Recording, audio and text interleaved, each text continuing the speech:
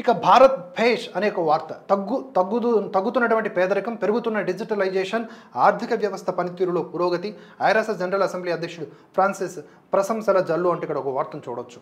భారత్పై ఐక్యరాజ్య సమితి జనరల్ అసెంబ్లీ అధ్యక్షుడు డెనిస్ ఫ్రాన్సిస్ ప్రశంసల జల్లు కురిపించారు. పేదరిక నిర్మూలన, కోట్లాది మంది ప్రజలను ఆర్థిక వ్యవస్థలో భాగస్వామ్యం చేయటంలో భారత్ పనితీరు అద్భుతమని కొనియాడారు. డిజిటలైజేషన్ను భారత్ సమర్థవంతంగా ఉపయోగించుకుంటోందని ప్రశంసించారు. ఫ్రాన్సిస్ ఈ మధ్య భారత్లో పర్యటించారు. విదేశాంగ మంత్రి జయశంకర్తో ద్వైపాక్షిక చర్చలు జరిపారు. జైపూర్, ముంబైలో పర్యటించి పలువురు ప్రభుత్వ ఉన్నతాధికారులు, మేధో సంస్థల ప్రతినిధులతో సమావేశమయ్యారు. మహిళలు, రైతుల నుంచి ప్రతి ఒక్కరూ కూడా తామున్న చోటు నుంచి చెల్లింపులు చేస్తున్నట్లు గుర్తించారు. ఈ నేపథ్యంలో తాజాగా ఆయన భారత్ పనితీరును మెచ్చుకున్నారు. ప్రపంచ వేదికపై భారత పోటీతత్వం పెరుగుతోందంటూ కొనియాడారు.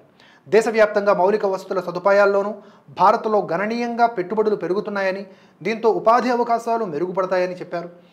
కార్మికులకు నిరంతరం పని లభిస్తుందని చెప్పారు. వివిధ వస్తువులకు గిరాకీ పుంజుకుంటోందన్నారు. తద్వారా ఆర్థిక వ్యవస్థ గణనీయ వృద్ధి నమోదు చేస్తుందని తెలిపారు.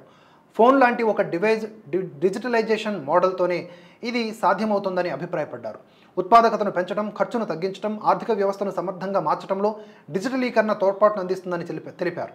మౌలిక వసతుల అభివృద్ధిని పర్యావరణ అనుకూల విధానాలతో ముడిపెట్టాలని సూచించారు. లేదంటే భవిష్యత్తులో ఆర్థిక వ్యవస్థకు ముప్పుగా పరిణమించే ప్రమాదం ఉందని ఫ్రాన్సిస్ హెచ్చరించారు.